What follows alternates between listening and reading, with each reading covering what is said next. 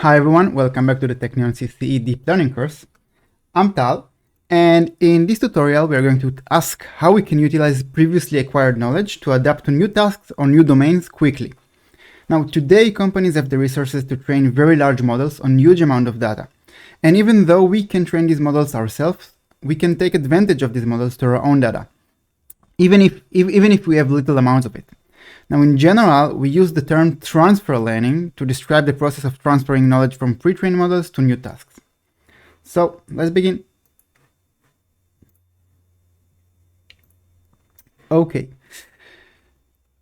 So, training deep neural networks has come a long way in past years. They enable us to learn good mappings from inputs to outputs, especially in supervised learning, for example, on images, even on sentences, and everything we've seen in this course.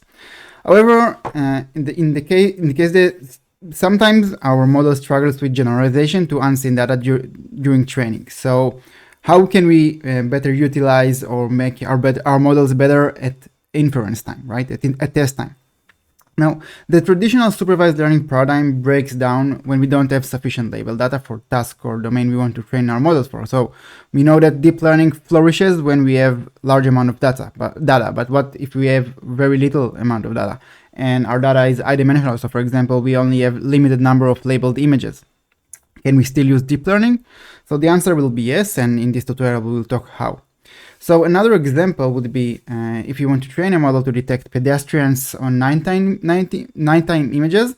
In theory, you could apply a model that was trained on similar data, but at daytime, and the labels would be the same and everything would be the same, but the distribution of the data would be a bit different because the pixels at nighttime and the pixels at daytime are different. In practice, it doesn't work, and our models are unable to generalize to new domains, and there is some bias in the training data that navigates our model to some areas that cannot generalize. So the idea of transfer learning is to allow us to deal with such scenarios by leveraging the already existing label data of some related task or domain. Now, in the next tutorial, we will talk about what we can do when we don't have labeled data. So, can we still utilize the large amounts of available data on the internet? So, for example, all the images on Google Images or all the videos on YouTube, can we still utilize that for learning something that when we get some labels, we can transfer the knowledge learned from the unlabeled data? And the answer will be yes as well, and we will see that in the next tutorial. So, what is different from the computer programs we are trying to code, so the neural networks, than humans? So, for example, in the nighttime and daytime example, so humans are able to adapt to nighttime by expanding the iris eye, right? The iris in the eye. But our models are trained on some data and then it's frozen, and we don't do any adaptation. But maybe we should do some adaptation, or maybe we should transfer this knowledge to a new objective, right?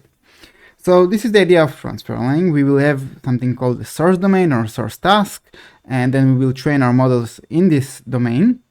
Then we'll have some frozen knowledge, and then we somehow will utilize this knowledge in a new model that is adapted to a new target task or domain, right? So let's formalize this a bit better. And then we will jump to practical applications. So we're going to define something called a domain and something called a task. And for simplicity, when we formalize everything, then we will use a binary classification setting. That means that our labels, which are going to be noted by y, are going to be 2, so true or false, or 0 or 1, however you wish. So we're going to denote the domain with d. And the domain D is consisting of feature space X and the marginal probability distribution over these features P of X. And we are going to have several features, of course, right? Now, several features and also some finite amount of data. So given a domain which is described by the feature space and the distribution over the features, we have a task tau which consists of label space y And of course, when we do supervised learning, we are actually trying to learn the conditional probability distribution P of y given x. So given the features, what is the label, right? And typically we learn this from the training data. And a quick reminder, we are going to formalize everything in the binary classification setting, but this of course applies to the multi-class classification as well. So in transfer learning, we are going to define a source domain ds corresponding to a source task tau s, and we want to transfer the knowledge to a target domain dt and a target task tau t. And the objective of transfer learning is to learn the target conditional probability distribution, so P of yt given xt in domain t, with the information gained from domains the source domain and the source task, so tau ds and tau s. And in general, we have a couple of scenarios. We are going to cover that in a minute, but we assume that that either the domains are different between the source and target, so this is also called domain adaptation, or the tasks are different, and in this case, it's referred to as transfer learning. But these are just formulation. We don't need to think about it too much. In general, everything we are going to do is called transfer learning. Now, in most cases, a limited number of labeled target examples, which is much smaller than the original labeled data, is assumed to be available. So if you want to adapt to a new task, you need some labeled data. Okay. So what are the scenarios that we deal with when we talk about transfer learning? So there are a couple of them, and we will cover them, and then we will give examples for each domain, for each scenario. So one scenario is that the features from the source domain are different from the features in the target domain. So for example, when we want to do machine translation, or we want to work with different languages, then for example in document classification, then maybe the source domain was in a certain language and the target domain is in a different language. And in this case, the feature space, which is the words in the corresponding language, is different. Another scenario is that the probability distribution over the features is different, right? So, for example, in domain adaptation and document classification, the documents discuss different topics. So the input features are the same. So words in English. So the features are the same, but the probability over the features, so what these words describe, is different. So different topics. For example, text from Wikipedia and text from Twitter, of course, will have different probability distribution. Another scenario is that the labels between the source and the target domain are different. Now, this is very common in practice. So you have a model trained for certain classes, and now you want to adapt this knowledge for a new task which involves different labels. Okay. Now, this is very common in practice, and it usually happens with scenario 4. Because it's different for it's rare for two different tasks to have different label spaces, but exactly the same conditional probability distribution. Right. So the fourth and final scenario is the conditional probability distribution is different over the labels. So this is also very common and usually comes with the fact that the labels are different themselves. And example for this is that we have documents. And the source and target documents are unbalanced with regard to their classes. So, for example, if in the source domain we had a label distribution of 80% news text and 20% Twitter text, and now we want to adapt it to different distributions. So, for example, 20% news and 80% tweets, right? So this means that even though the features are the same and we are working even in the same, we're trying to do the same task, the label distribution is different.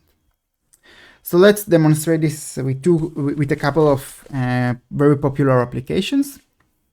So the first one, which is quite popular and quite difficult, is called sim to real, simulation to real.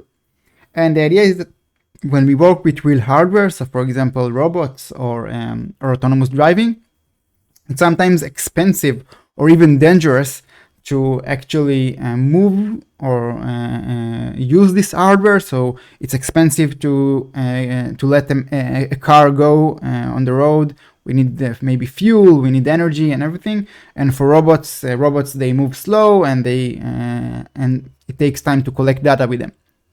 So we want to do something else that can be faster, and our alternative is working in a simulator, which is usually can run very fast and even faster than real time. So we can actually learn faster in simulation. However, there are a couple of challenges here, and although it sounds a good idea, we still face several problems. So the first one is that it is typically something like scenario 2. So if you remember, scenario 2 means that the probability distribution of the features is different. So even though if we try to learn from visual inputs, so for example images, so you can see here 4 images, so 2 are from the real world and 2 are from the simulation, the features are of the same type. They are pixels, right? However, the probability distribution over these pixels is different. So you can see that there is much difference in the images of the real robot and in the images from the simulation, right? So this means that the marginal probability distribution over the simulation and reality are different. And this means that in practice, you can see that the robots are different and the objects are different, and maybe shadows are not modeled correctly. And this is a problem, and usually it's hard to generalize from this to practical applications in the real world, right? Another problem that can happen, which corresponds to scenario 4, and the conditional probability distribution between the simulation and real world might be different, as much as we want the simulation to be correct in terms of physical interactions. It's still a simulation and not the real world.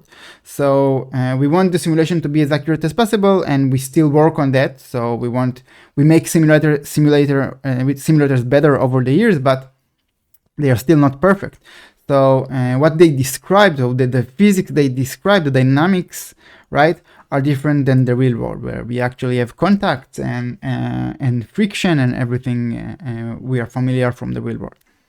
Right, so this is why transfer learning is something that can be useful. So maybe we can learn a lot from simulated data, and then we will still adapt to real data.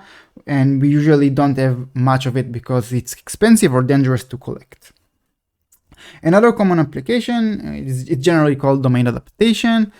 And we want to transfer between domains that share the same properties. So for example, in vision, we commonly have many labels for some domain, but the actual data that we care about, there are very few labels or none at all.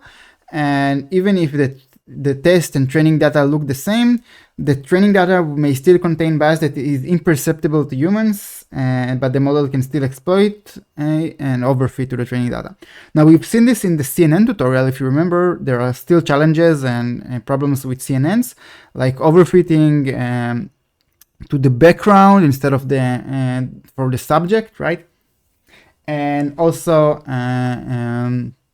it's very common to see this in practice when we don't have a lot of labeled data. In NLP, for example, there are many challenges in NLP. For example, one of them is that models that train on news data have difficulty coping with more novel text forms, such as social media, so Twitter, for example. And there is also something which is quite different, and this is like how people use language, right? So, for example, in product reviews, people employ different words and phrases to express the same opinion. So sometimes the use of cynicism, right, and may use the same words for describing something positive, but they actually mean something negative, right? So it's hard. So what we're going to do now is we're going to actually do transfer learning with pre-trained models, and we are going to do this in Vision, and then I'll talk about what people do in NLP. And this should cover a lot of concepts that are applicable for any other domains and type of networks, and you can just experiment with it and use this idea of transfer learning, right? Okay, so what is the motivation to use transfer learning with CNNs, right? So we want to justify the use of it, And it's quite simple to think about it. So remember that when we talked about CNNs, we actually plotted and showed that lower convolution layers, they capture low-level images features such as edges or corners.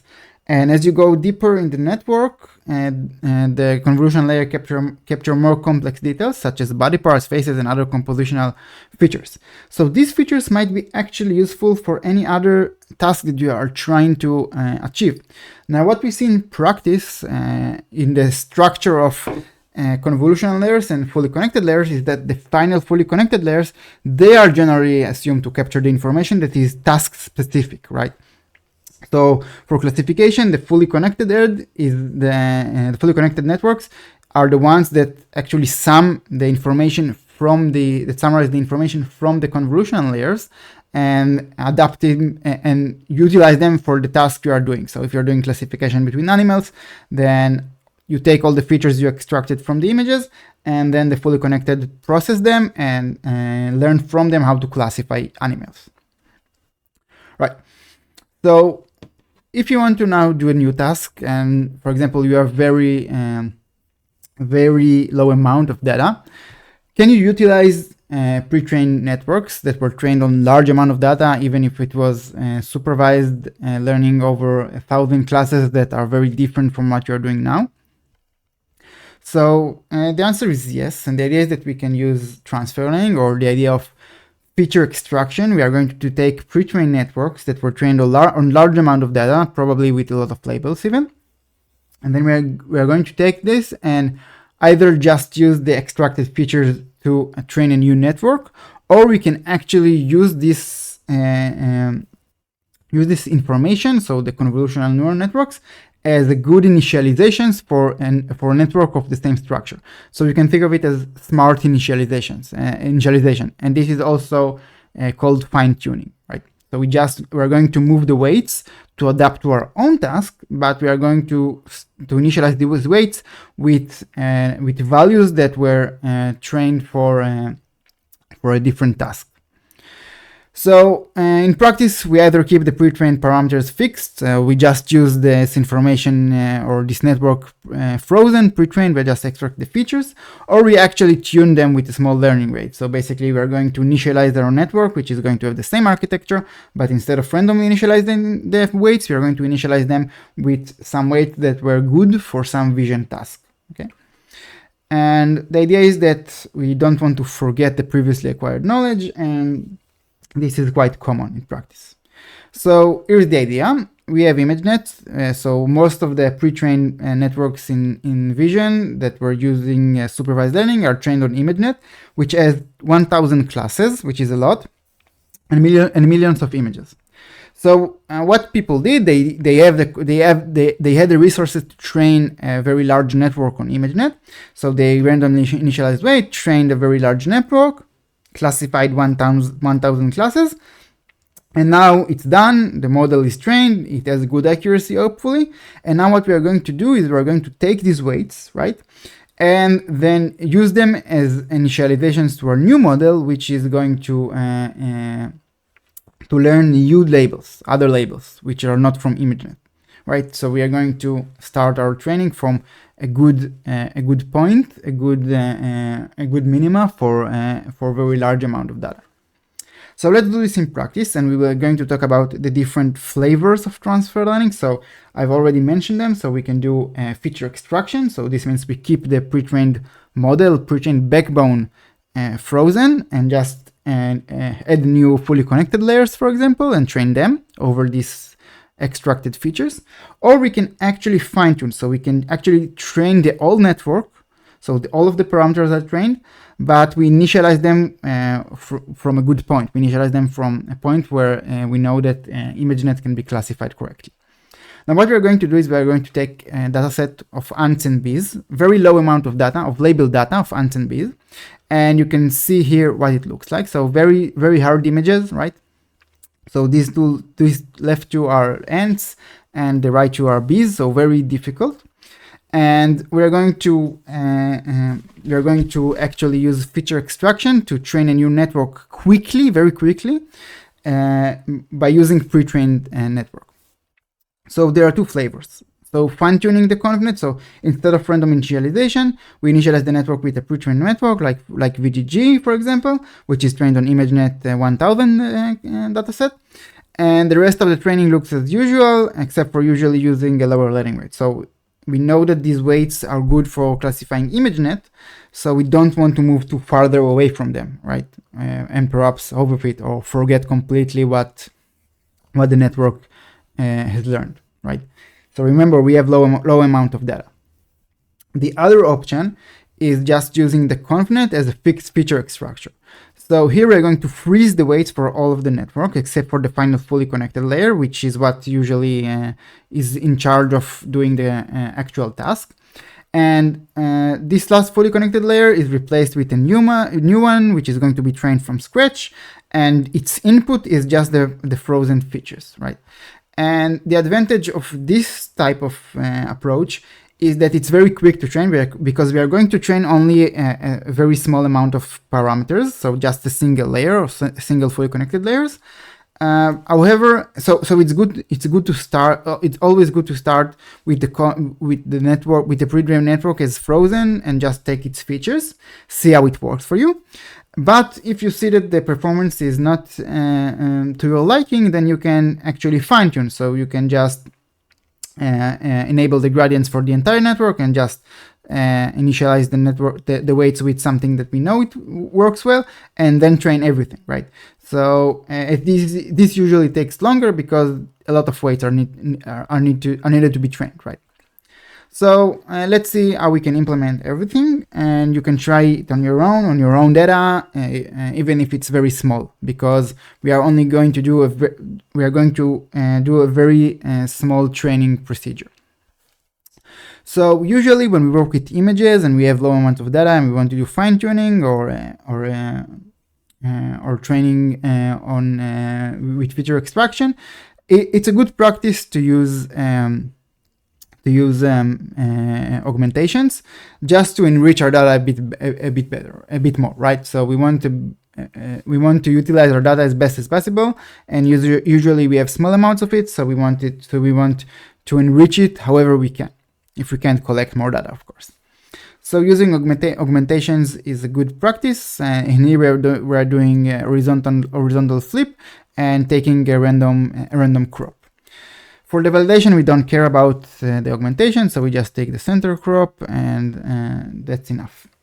So the network we are going to use as our pre-trained backbone is going to be a large one. So this is why I wouldn't be able to use large batch sizes, and of course I don't have a lot of data anyway, so it's okay.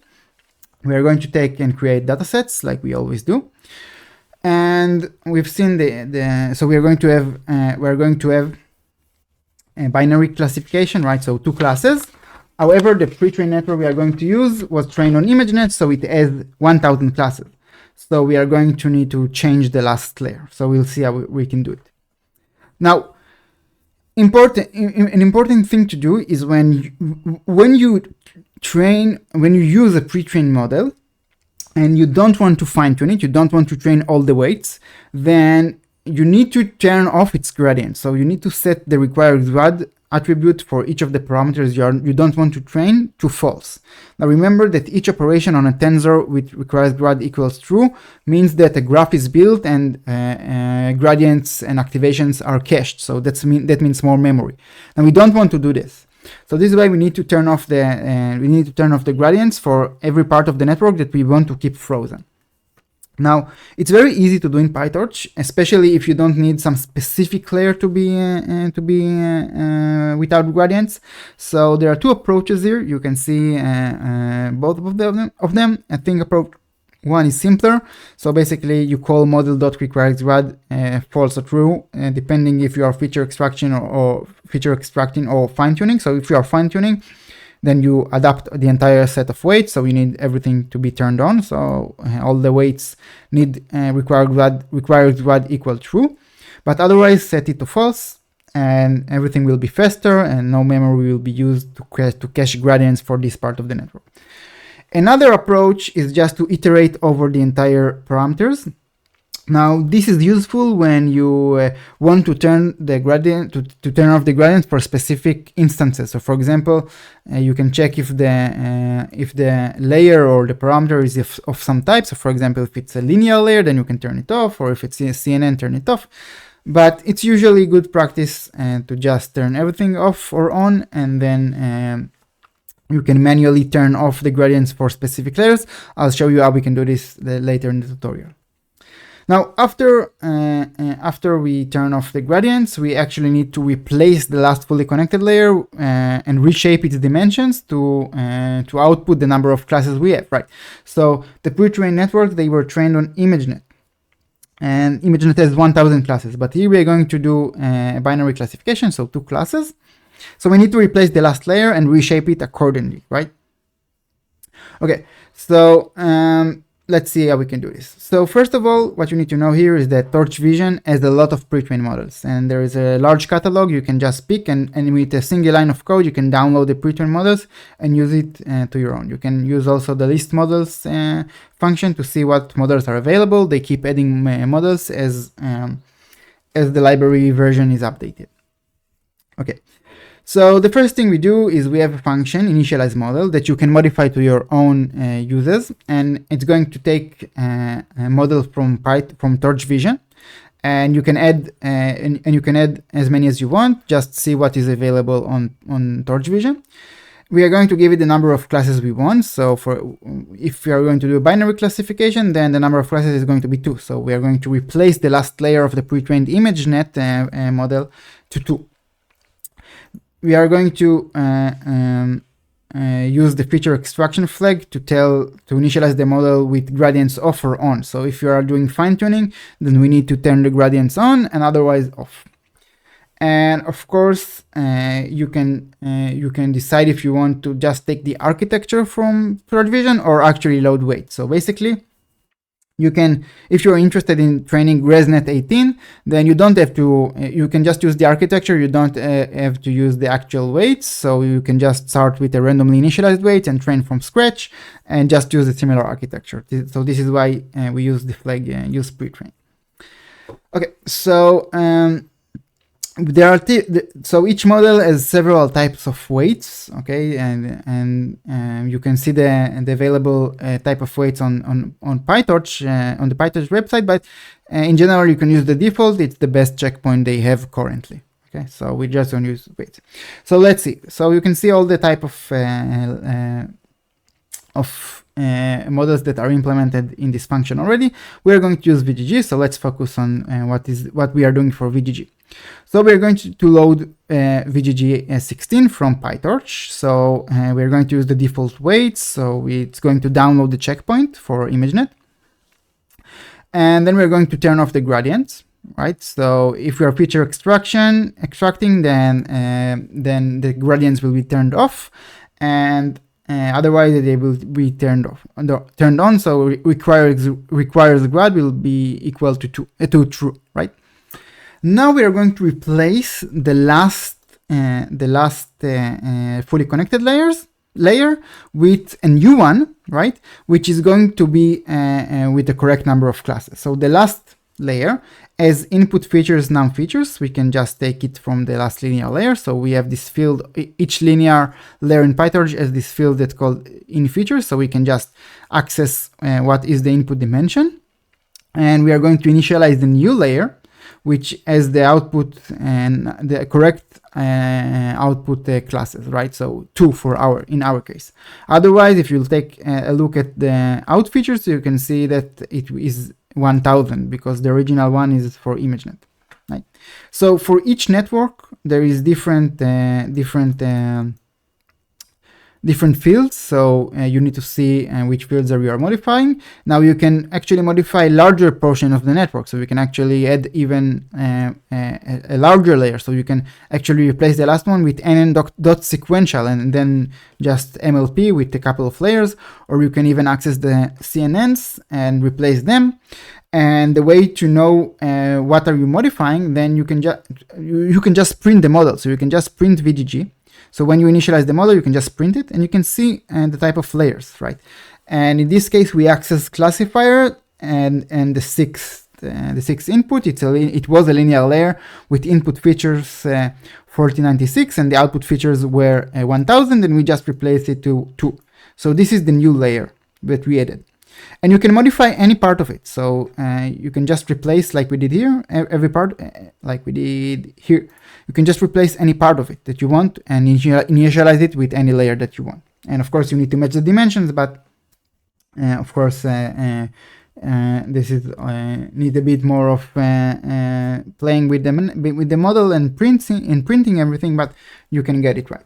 Now here we are doing classification, but you can actually use these pre-trained models as backbones to other tasks. So for example, if you want to do segmentation, you can just have the encoder part to be all the CNN part, right, of VGG. Just use this part and just delete everything here. You don't need the classifier, and instead the classifier, add the upsampling path of the decoder. So you will have transposed convolution that upsamples the input until you get to the original input the image dimensions, and then you can just do segmentations where your encoder is initialized with the good features for classification. So people also do that, and this is called the pre-trained backbone. Okay, once we initialize our model, so we want VGG, number of classes 2, batch size 8, and 50 number of epochs, and we are going to do feature extraction, so no fine-tuning. We are going to freeze the network and just train a single layer, right? So we call this initialization function, and we can see the new model. So everything here is pre-trained, is frozen, right? We are not going to train it. We are only going to train this final linear layer. Now, what we need to do now is we need to initialize an optimizer and give it the parameters that we want to tune. So the way we do this is we collect a list of the parameters which the required grad field is true. So if the required grad field is true, then we need to optimize these parameters. And we also print the parameter to make sure that we did not make a mistake. Now you can see here that we print only classifier.6 weight and biases. So basically we only train a single layer, right? These are all the parameters that we are going to train. We are not going to train any of these. Everything here is frozen. And when you do this printing, it's a sanity check that you didn't make a mistake and actually enable the gradients for any other part of the model. Okay, we're going to use SGD, and the training is the same. Okay, so nothing is different in the training loop. Everything is the same. We are doing validation and everything. And what we do now is just training the model. And we can see the output. So what I want you to see here is that very quickly after one epoch, we are already at 90% accuracy for the train data and 95% accuracy for the test data, for the validation data, sorry. And it's a very short training. So even on my small GPU, we are getting to 96% accuracy in about 4 minutes, right? So I have a very small GPU with 4 gigabytes of memory. And I still was able to train on a large network on a very small amount of data. So I didn't actually train the entire network, but a very small part of it, but it was good and worked really well, right? And I had very low amount of data and very limited resources, but I still managed to do it, right? So that's cool. We actually have a way to use pre-trained models and that were trained on large amount of data, and we can adapt it to our own, right? So you can use this to your own uses, right? So your own projects. So just modify whatever you want. You can add models and just check what is available on Torch Vision, or even download from anything from GitHub. And the idea is the same. Just replace the layers that you want to train and turn off the gradients for anything that you don't want to train. Now I'm going to discuss a new paradigm for fine-tuning.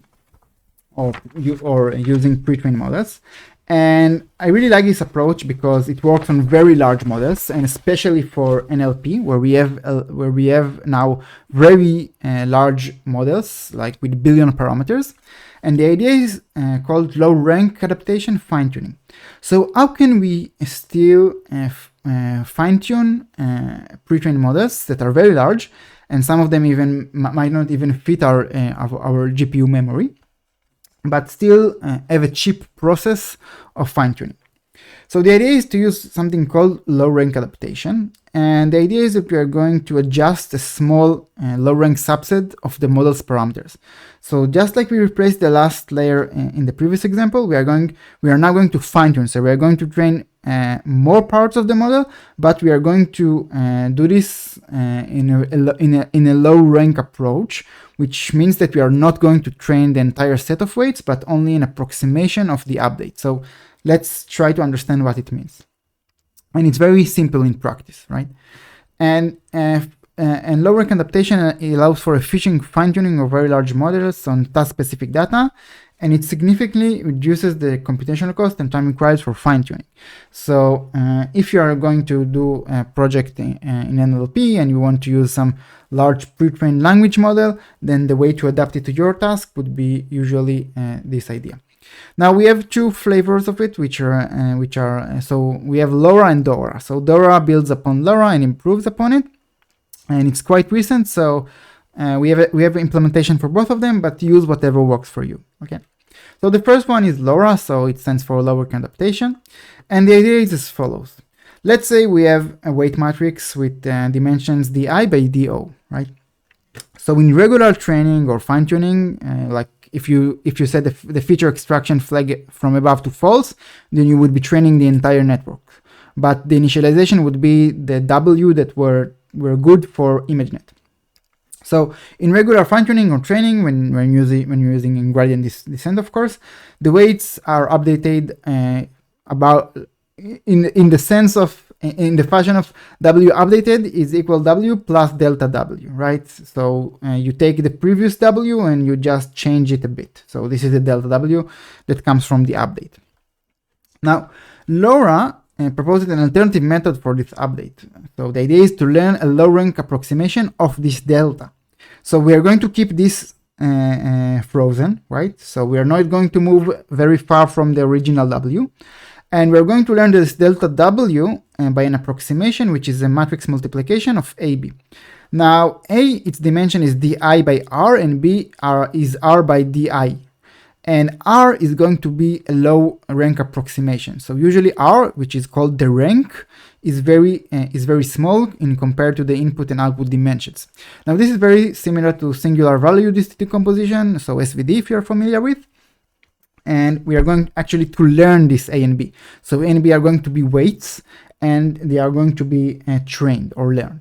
Now, we are going to keep W frozen. So if we have W which is very large, we are not going to touch it. We are only going to slightly update it, slightly move from it to adapt to our new task.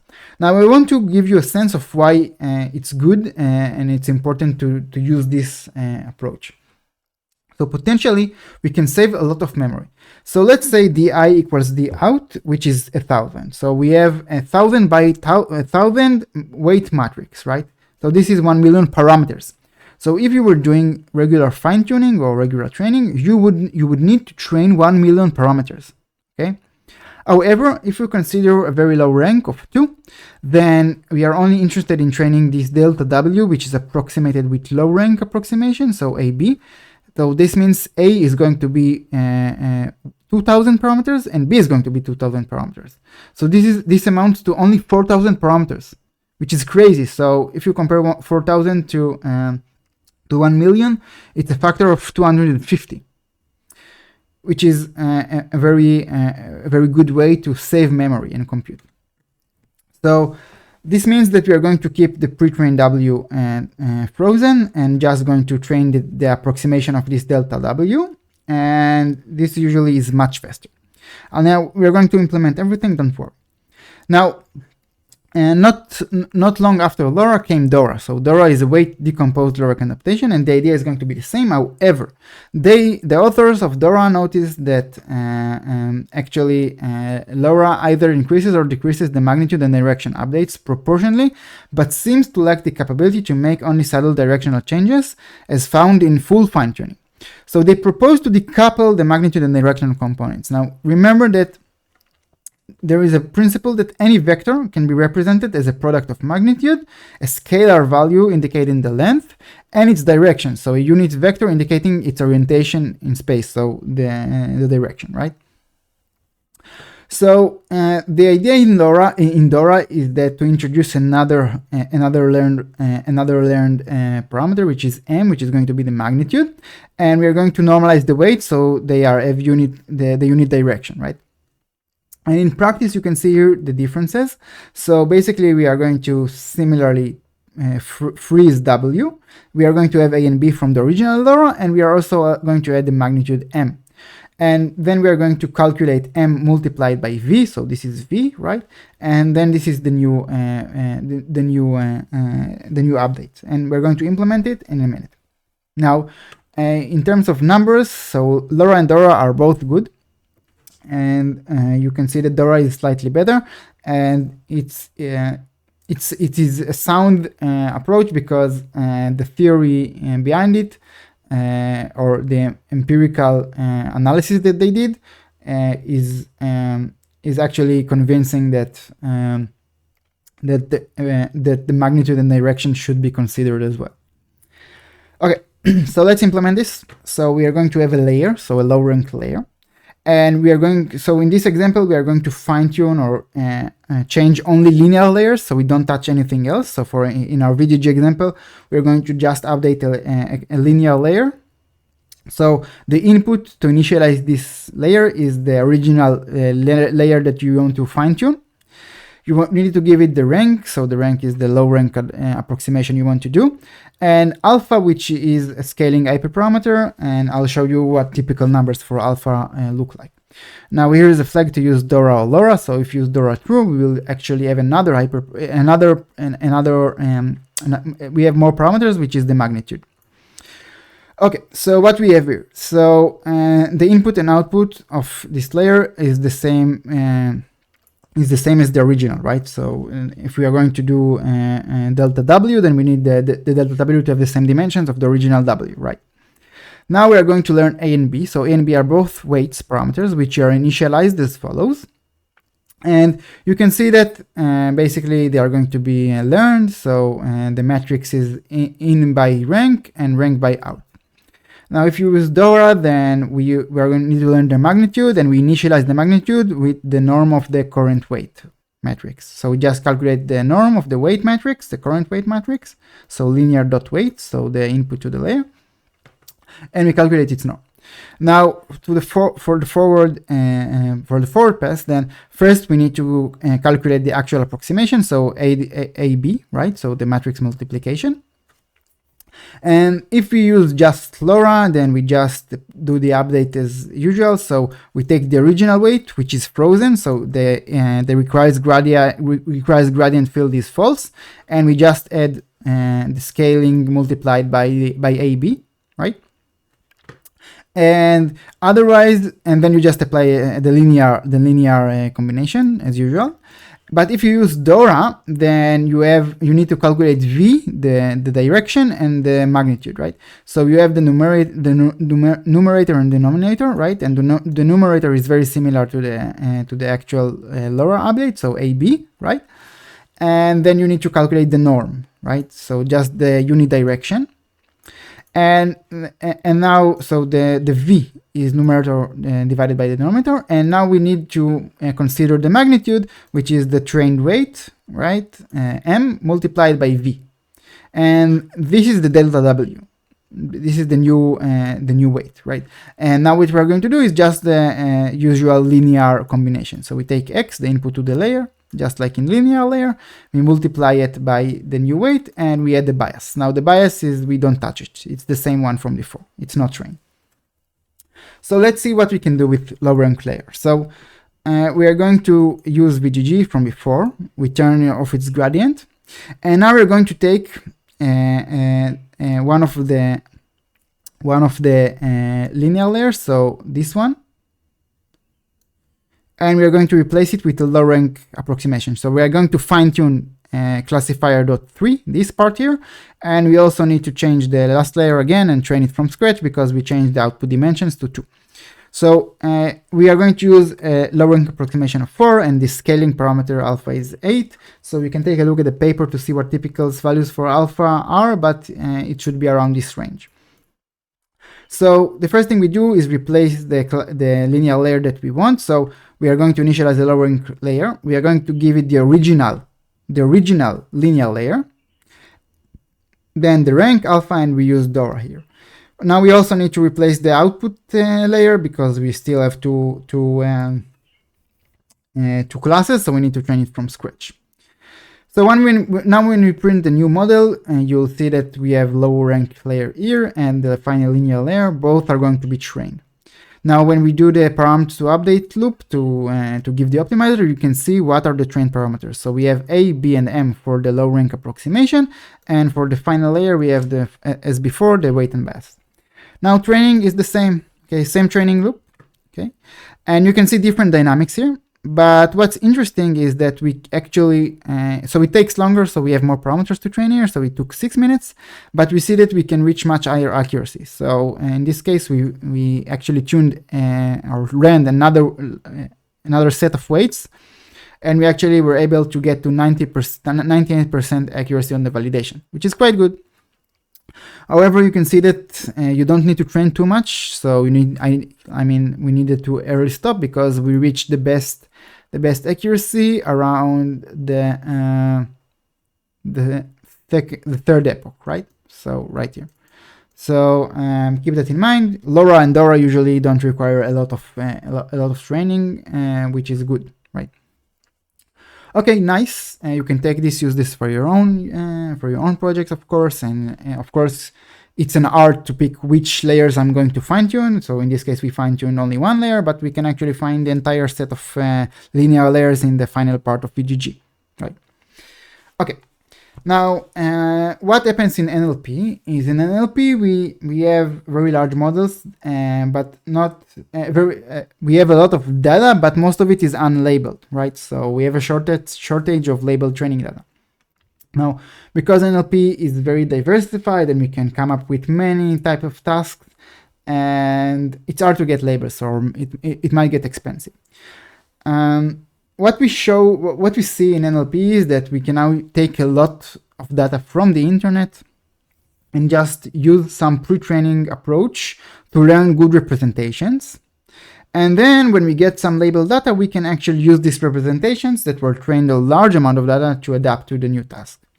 However, this pre-training is going to be done in a self-supervised manner or an unsupervised manner.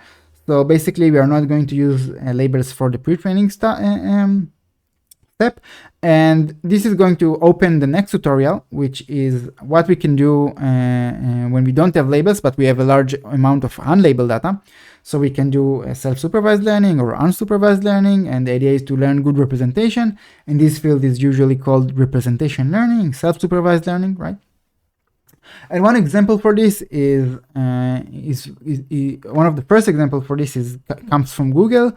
So the first model was BERT, so bidirectional encode representation from transformers.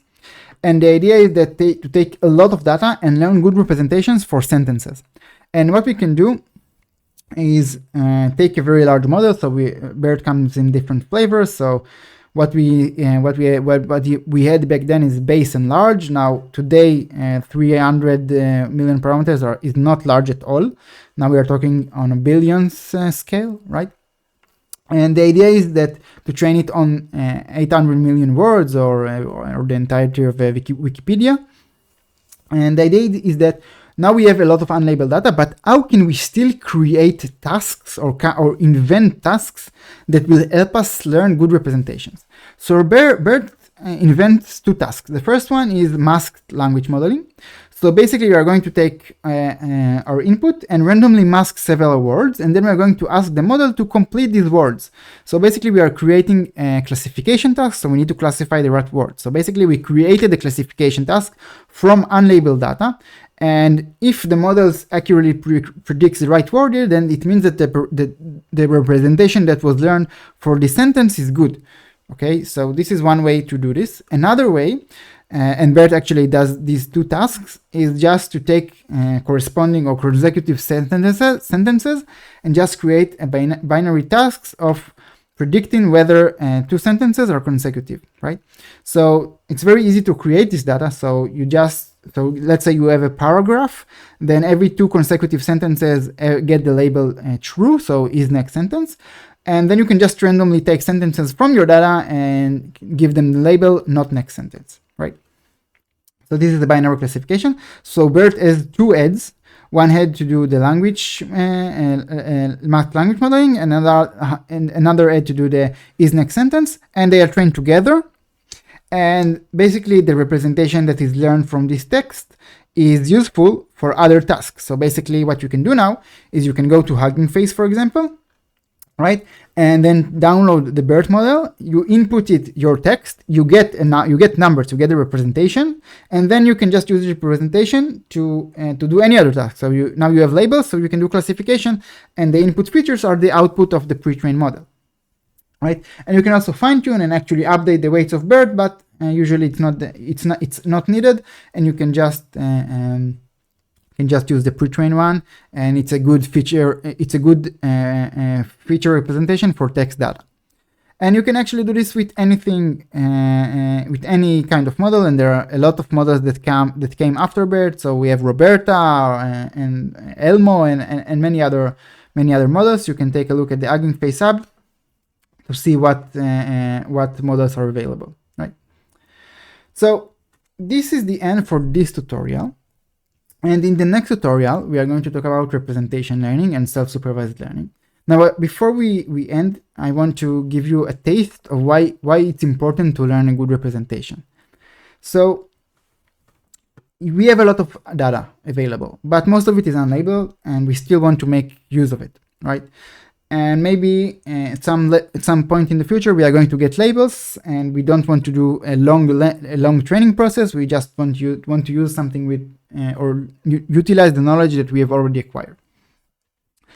So what we can generally do is learn a representation using this unlabeled data, and as a matter of fact, representation matters. So it's super critical. And this illustration, which comes from what we did in the classic machine learning, right? So we can actually, if we change the representation, then our data can become linearly separable, right? So if you choose the right representation, then the task you are trying to achieve may get better performance, right? Depending on your representation. Now, this is a simple case for Cartesian and polar coordinates, but usually we are going to learn, we want to learn representations that are learned with some complex functions, and this is going to be deep networks, right? Now we're going to separate it to unsupervised learning and self-supervised learning, but usually it's one and the same. And the idea is that in unsupervised learning we don't use classification. We just come up with a task which does not involve classification. So, for example, autoencoder, where there are no labels. But another approach is use something called self-supervised learning, and they are often used interchangeably. So it's the same basically. And the idea is to formulate or to create your own supervision through pretext tasks. So in BERT, we actually created classification tasks, right? We use cross entropy or binary cross entropy, and we invented a classification task, right? So this is why it's called self-supervised. We create our own labels. So one example for this, which I'm going to cover pretty quickly, is an autoencoder. And the idea is that we have high-dimensional data and we want to compress it to some latent representation. So just, for example, a vector representation. And this latent representation is usually of smaller dimensions, right? Now, the idea is that if we can store enough information in this latent representation, then when we have labels or we want to do some downstream tasks, we can actually use this representation for this downstream task. So how do we learn a good low-dimensional representation of the input, of the high-dimensional input data? So autoencoder is one way. So autoencoders say that, let's say you have a network that takes this image and compress it to some latent vector. How do we ensure that this vector has enough information from the input data?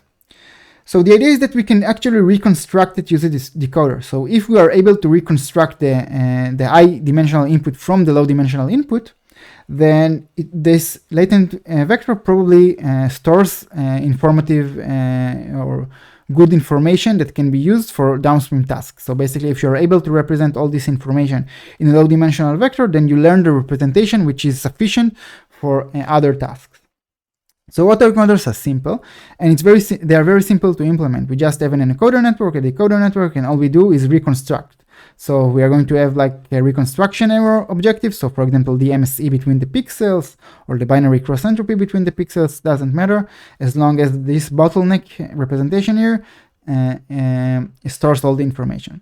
So here's an example how we can implement an autoencoder. So of course, every network inherits from nn.module. We are going to work with fashion MNIST images, so 28 by 28 pixels, single, like grayscale, no colors, no RGB. We are going to have MLPs, so the hidden dimension is going to be 256, and our vector representation is going to be 10, okay? And this is very low dimensional, so we are going to compress 28 by 28 to 10. So our encoder networks is just an MLP that takes the input dimension and outputs the latent representation, the low dimensional vector. Now, of course, this is a hyperparameter, and hopefully we want the latent dimension to be smaller than the input dimension.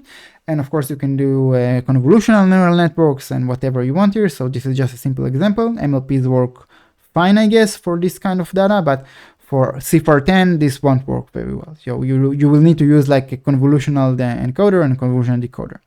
So for the decoder, we do the opposite. So we start from the latent dimension and we upsample until we get to the original dimension. And in this case, where we have pixel, we activate it with sigmoid, where the pixels are between 0 and 1, but it's unnecessary. The reconstruction error can push the values to be between 0 and 1. It's not necessary, but it's possible. Now, if you were working with CNNs, then you would need to use upsampling layers. So you need to increase the resolution of the image. So remember, CNNs are 2D, we need to increase the resolution. The forward function is super simple. Take X, encode, decode it, return the reconstruction, right? Now we also had another functioning to get the latent representation. So we just want to encode. So given high-dimensional data, we want to get the representation. And so we have this function. Now, let's say we get labels, then now we can actually use this encoding scheme to get the low dimensional representation and use it for downstream tasks. It will be faster because it's not high dimensional anymore, and we can use different type of networks. Now, is that the best way to represent stuff? Not today, but it works fine for our example. So let me show you what happens. So we're going to use the binary cross entropy loss for the reconstruction loss because the values are between 0 and 1, so binary cross entropy works fine. But you can also use the MSE layer. Everything works here. It's okay. You can change to MSE. You can see there is not much difference. The training loop looks the same. Here the loss is going to be the reconstruction loss. You can see it goes down. Training, okay, now let's see what the model learns. So what we can do is we can just reconstruct test data, and you can see what the model has learned. So you can see that the reconstruction are quite blurry. So we reduce the dimensions to 10, it's quite low dimensional, and you can see that, for example, some information was not stored and the model is unable to store it and reconstruct it. So for example, the writing here, so it's not reconstructed, and you can see that the images are quite blurry. But overall, the reconstruction look fine. So that means that probably the latent variable has stores some information about the shape of the object. Now, what we can do to understand or get an idea of what was learned is to take these latent representation and plot them. Now, we can plot 10 dimensions, but we can plot 2 or 3. So what we're going to do is we're going to apply some dimensionality reduction technique over the latent representation, and then we can plot it and see what happens. So we have different types of dimensionality reduction techniques. I'm just putting it here so you can take a look what's available. So PCA, you're familiar with from the basic machine learning course. ISLOMAP, TSNE is the one that looks usually the best. You can also try UMAP, but TSNE works fine. And you can see now that I'm plotting the latent representation. And since I also have labels, I did not use labels in the training at all. So you can see that the labels are not used. We have the labels, but we don't need them because we are doing unsupervised pre-training. So we're just reconstructing the original input. So no need for labels. But when I actually plot the labels as well, you can see that we have some clusters. So for the 0 class, you can see for the first class, you can see that they are clustered here. So for example, this is probably like shoe or shirt or something like that. And again, it's not a perfect separation, but you can still see that the latent representation stores some good information, right? So hopefully with better models, you can get better separation. And this is just helps us to understand what is learned in the latent representation. Now we can take these vectors and do some downstream tasks. Nice. Now I'll just mention that in this case, probably on the fashion image data, it's probably better to train from scratch and not use this approach, but the idea is the same for when you have a large amount of data, so all of Google images, and you want to learn some representation. So autoencoders is one way to do it. Great. So this is the end of this tutorial. In the next tutorial, we're actually going to dive into representation learning and self-supervised learning and discuss different methods and see which method is better and what we can do today with large amount of data. So thank you for watching, and I'll see you next time.